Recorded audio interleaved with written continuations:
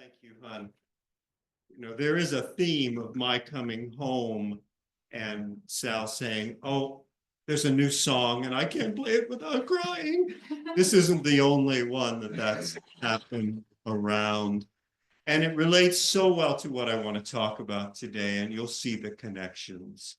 I take us back to the early 1950s with our nation at war in Korea, when the nuclear arms race was in its early jittery stages, while Joe McCarthy persecuted political enemies and the Cold War froze out visions of a nonviolent planet, a woman named Mildred Ryder began to walk across America. Some nodding heads here. She said her walk was a pilgrimage to focus on and inspire others to think about peace in a world racked by a half-century of industrial warfare. On January 1st, 1953, she marched at the head of the Rose Bowl Parade in Pasadena, a spot chosen to gain maximum exposure, talking to parade goers and distributing pamphlets for peace. Then she began to walk east on foot to Washington and New York. As her journey commenced, she ceased to be, for all intents and purposes, Mildred Ryder. She had shed her name along with nearly all her possessions. And on a blue tunic she constantly wore as she walked was the name she would not be known by from that point forward: Peace Pilgrim. Peace Pilgrim walked across the United States continually between 1953, her 45th year, and her death in 1981. She reached 25,000 miles in 1964. After that, she stopped counting. She walked in children's sneakers, by the way, averaging about 1,500 miles a pair. Wow. On the back of her tunic initially was printed "Walking Coast to Coast for Peace." She carried all her worldly possessions with her: a toothbrush, a comb, a pen, a map, and some leaflets to pass out to those she met. She didn't take money on her journey, and not once did she accept any. She never asked anyone for food or for shelter. She'd taken a vow to, quote, remain a wanderer until mankind, the language of the day, we might say humankind now, until we've learned the way of peace, walking until given shelter and fasting until given food. She said she was traveling on foot and on faith. There were times when she slept in a haystack, a barn, or on the roadside. There were days, and sometimes longer than days, when she didn't eat. She once said, oh, I never had to skip more than 4 meals in a row. I mean, that means that you have lunch after church today, and your next meal is Tuesday breakfast. When hosted for a meal and offered food to take with her, she said no, she didn't carry food. She was a 20th century saint, a holy woman, someone with an extraordinary vision and mission. And the question I want to ask all of us today is, do you have a vision for how you want to spend whatever life we have now? She didn't begin until almost 45, so you don't have to start at the in infancy, right? And does that vision that we have translate into a mission, something that sustains us? Peace Pilgrim is my inspiration for focusing on these questions today, and I want to tell you just a little bit more about her. Although evidently there are numerous people who could come right up here and do this talk. She was born where? Everyone know? New Jersey, of course. In 1908, my whole family is from New Jersey, except me. They chose to move somewhere else.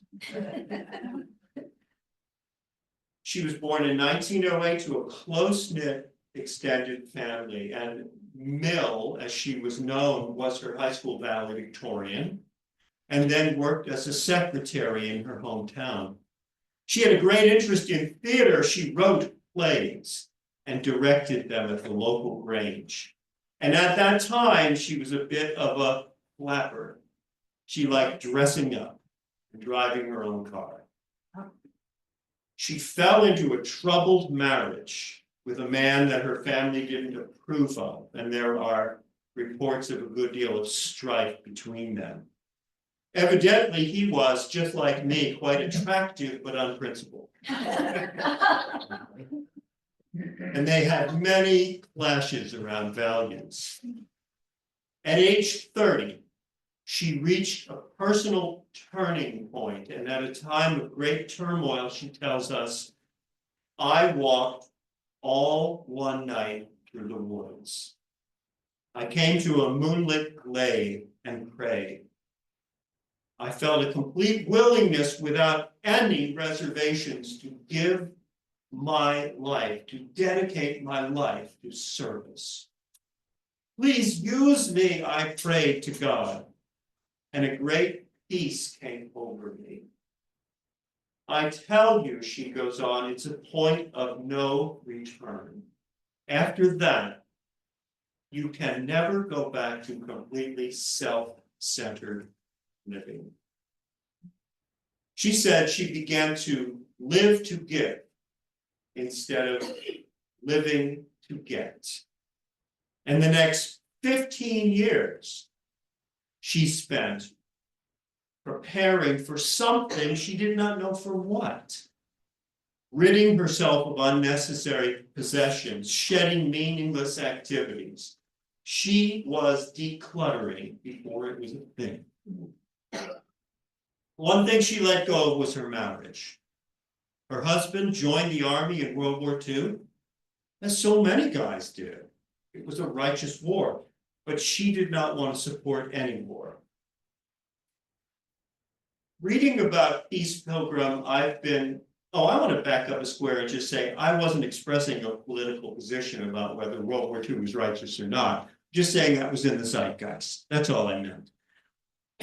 Reading about Peace Pilgrim, I've been struck by the parallels to another great soul whom I focus on, Albert Schweitzer, the extraordinary humanitarian whose sesquicentennial is 2025.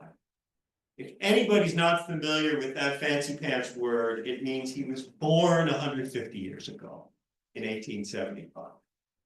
And in his autobiography, you find this passage. On a bright summer morning in 1896, I awoke with the thought that my own good fortune was not to be taken as something self-evident. In peaceful reflection while the birds were singing, I decided before I got up that I would be justified in devoting myself until I was 30, he was 21 at the time, to science and art in order to give myself thereafter in direct service to humanity.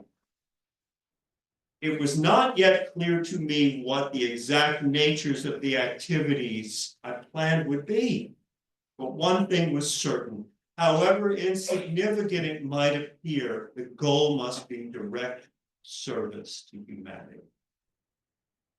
See, like Peace Pilgrim, Schweitzer had a clear calling, this moment when a new vision seized him, and thereafter a sense that he must be of service. From this vision came his mission. He too found himself living to give rather than to get. I don't know about you folks hearing about all this, but I thought always in reading about Schweitzer, Peace Pilgrim, and such saintly people, I just feel how far away those aspirations are from the way I live my life day by day. I'm a long way from living to give. That's all I'm saying. Schweitzer was famous before he started his hospital on the Ogowe River in equatorial Africa, being well known as a scholar, theologian, and musician, as so many of us are. And if she'd never become Peace Pilgrim, Mildred Ryder might have been remembered also, for in 1952, she became the first woman to ever through hike the Appalachian Trail in one season. Wow. In late summer that year, she seems to have reached a decision about how to begin her new life. In her words, the inspiration for the pilgrimage came. I sat high on a hill overlooking rural New England. The day before, she says, I'd slipped out of harmony, and the evening before I thought to God, it seems to me that if I could always remain in harmony, I could be of greater usefulness.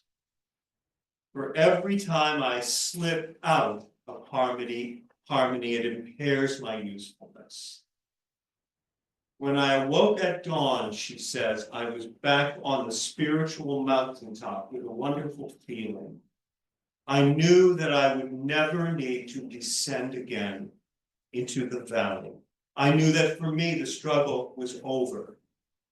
That finally I had succeeded in finding inner peace. This is the point of no return.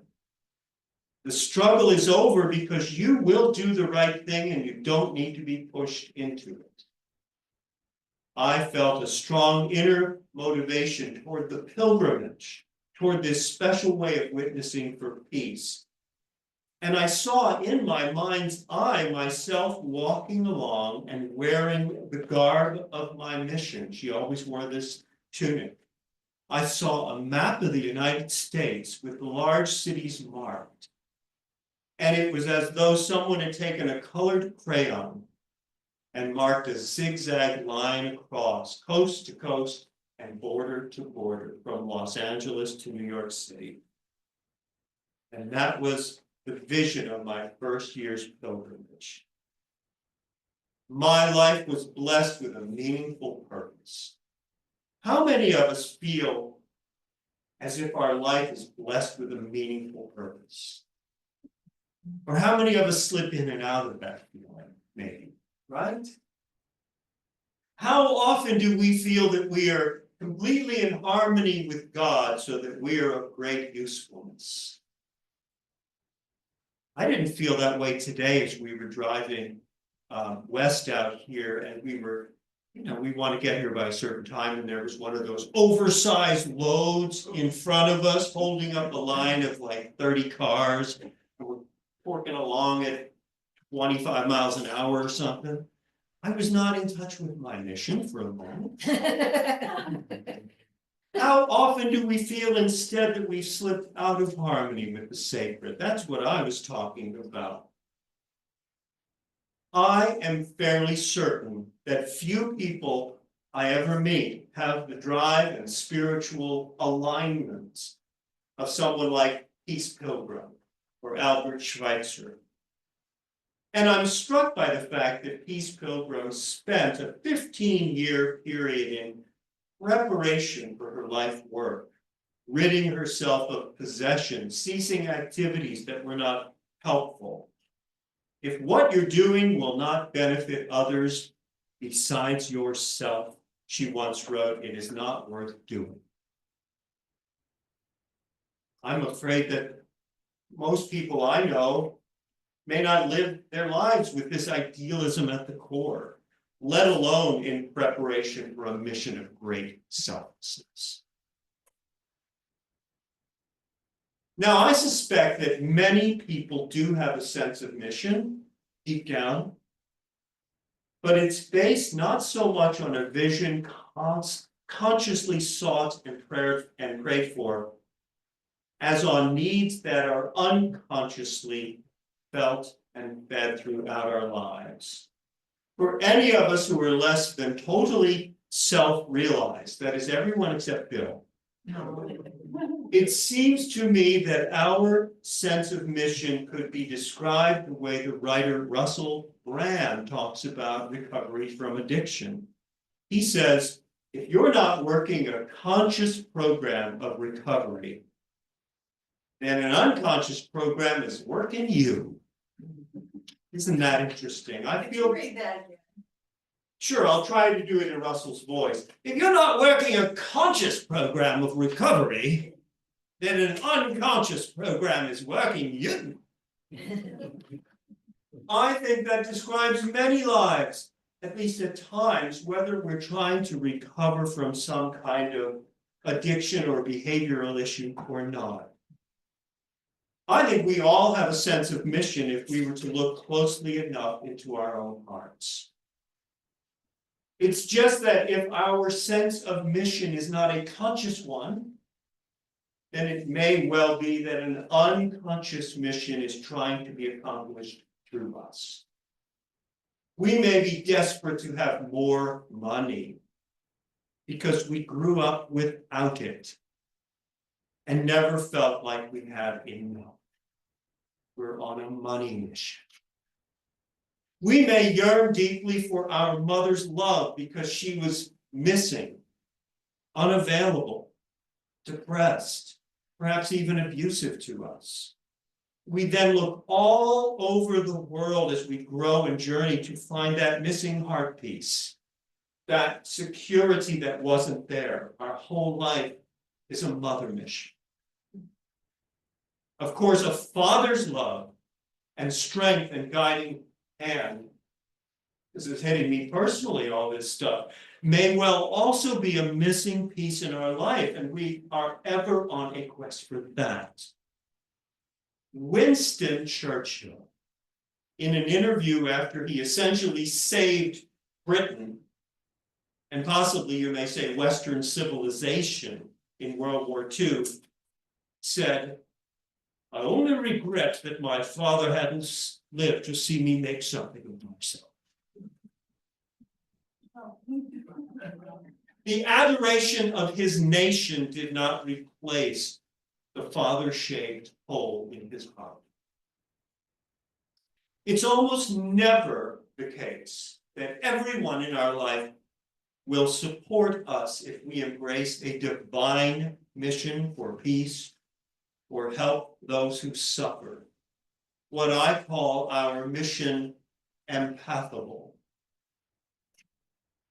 Peace Pilgrim once said, when I started out, my hair started to turn to silver. My friends thought I was crazy. There was not one word of encouragement from them.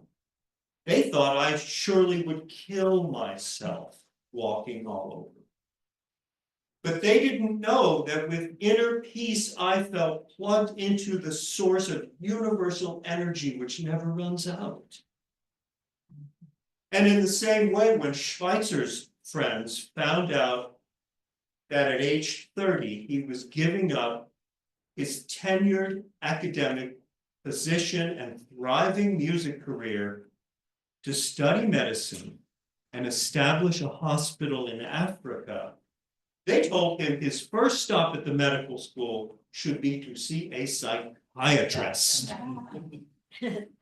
He had it made. He could have coasted through life in high luxury. When we plug into mission empath-able, we will not always be understood. But the wisdom of this world is foolishness in God's eyes. And if we ignore the guidance of a sacred calling in order to fit in with the values of our friends and our culture, we most certainly will be led astray. We who join together today are householders. We're not sadhus and monks and nuns, right? And a necessary part of each of our mission is keeping the lights on and the roof repaired. This may be a blessed path for those of us connected to that Dharma, those of us who don't really have the freedom to wander this world without a penny or sleep in barns and haystacks. We may not feel free to divest ourselves of nearly all our possessions except for a toothbrush, a tunic, and some children's sneakers. But we can, I believe, take on our lives as a mission, not mission critical or mission desperate, but truly mission empath-able, in which we live to serve others, in which we live to spread peace.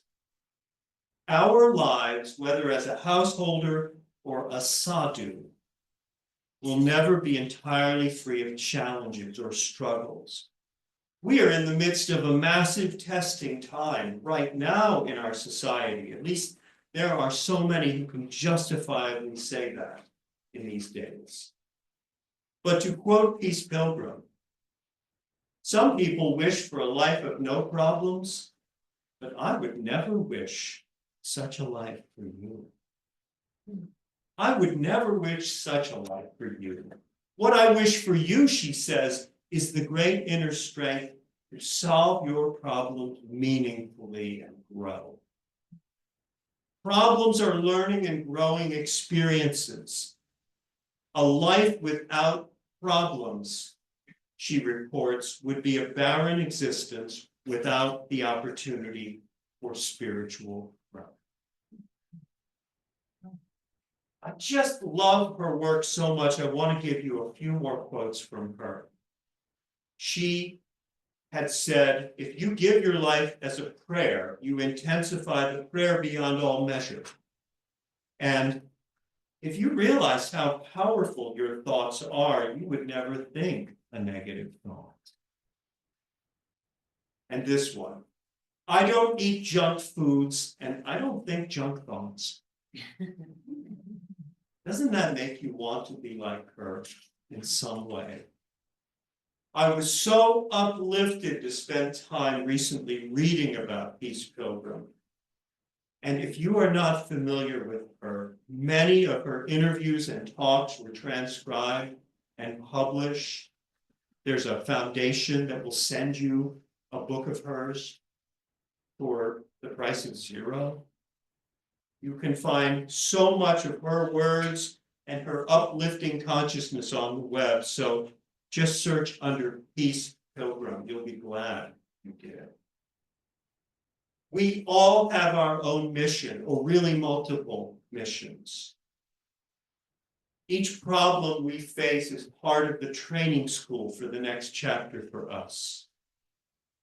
No matter what we do, our undertakings may truly be prayer in action if we're plugged into that universal energy source. So let us remember how powerful our thoughts are. Let us live our lives as prayers. Let us see if we can live to give instead of living to get. Let us walk with Albert Schweitzer, with Peace Pilgrim, and with all those who've lived their lives as a sacred trust on foot and on faith. And let us never stray from giving ourselves over and over to our mission empath-able. Thank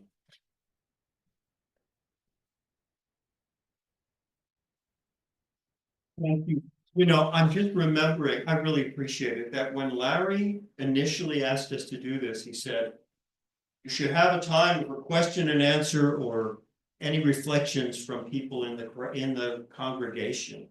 He did say that to us, and I will just ask, is there anything that anybody wants to say before I sit down among everyone? Well, we'll talk later, I'm sure.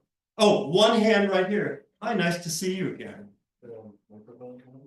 We can hear you. I'll repeat it for the Zoom crowd. Go Well, ahead. I just simply would like to say that your words and the people that you've spoken of are inspiring. Thank you. Thank you. There was one comment that the words and the people I'd spoken about were inspiring. I can't help but agree entirely. That's why I focused on them. Thank you so much.